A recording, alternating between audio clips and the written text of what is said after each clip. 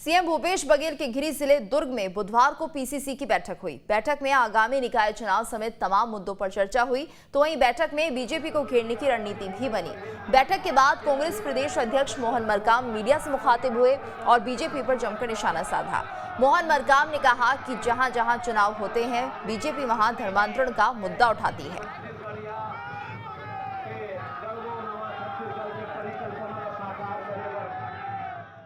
देखिए, भारतीय जनता पार्टी जिस ढंग से प्रोपोगेंडा फैलाती है, जो जिस ढंग से झूठ की राजनीति करती है, जिस ढंग से सामाजिक सौहार्द बिगाड़ने का काम करती है। 15 साल छत्तीसगढ़ में भारतीय जनता पार्टी की सरकार रही है, मगर कभी धर्म के नाम से राजनीति की।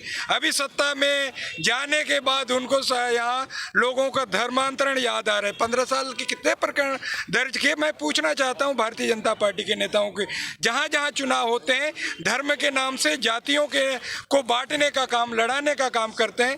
ऐसे भारतीय जनता पार्टी के जो प्रोपोगेंडा है, हम कार्यकर्ताओं के माध्यम से जनता के बीच में बताएंगे। मुख्यमंत्री भूपेश बघेल बुधवार को दुर्ग दौरे पर रहे। सीएम भूपेश बघेल भिलाई पहुंचे, जहां उन्होंने पंडित जवाहरलाल नेहरू के जीवन पर आधारित एक गोष्ठी में शिरकत की। कार्यक्रम को संबोधित कर सीएम भूपेश बघेल ने कहा कि भिलाई इस्पात संयंत्र नेहरू जी के विचारों की देन है। गांधी जी का जिक्र करते हुए सीएम भूपेश बघेल ने कहा कि जो वैचारिक रूप से ताकतवर है वही अहिंसा के रास्ते पर चल सकता है।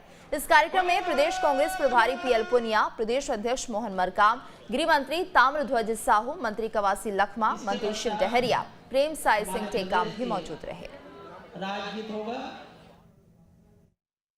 कमेटी के अध्यक्ष श्रीमती सोनिया गांधी के निर्देश पर प्रदेश कांग्रेस कमेटी के द्वारा आयोजित कार्यक्रम में आज आदरणीय पीएल पुनिया जी की विशेष उपस्थिति में पुरुषोत्तम अग्रवाल जी जो प्रोफेसर हैं और जिन्होंने भारत माता कौन जैसे पुस्तक उन्होंने लिखी है, गांधी जी और नेहरू के विचारों पे वो अधिकार रखते हैं और बहुत अच्छा व्याख्यान उन्होंने दिया है। नेहरू जी के बारे में, गांधी जी के बारे में, पटेल जी के संबंधों के बारे में बहुत विस्तार से अपनी बात कही है। तो एक ज्ञानवर्धन, एक अच्छी गोष्ठी हुई है और मैं समझता हूँ उसका लाभ पूरे भिलाई दुर्ग के लोगों को। छत्तीसगढ़ के मुख्यमंत्री भूपेश बघेल राजनांदगांव जिले के खैरागढ़ पहुंचे। यहां उन्होंने दिवंगत विधायक देवव्रत सिंह के निवास स्थान कमल विलास पैलेस पहुंचकर उन्हें भावभीनी श्रद्धांजलि अर्पित की और उनके निधन को राजनीतिक और व्यक्तिगत क्षति बताया। इस दौरान छत्तीसगढ़ कांग्रेस प्रभारी पीएल पुनिया और छत्तीसगढ़ के गृह मंत्री ताम्रध्वज साहू भी उपस्थित थे।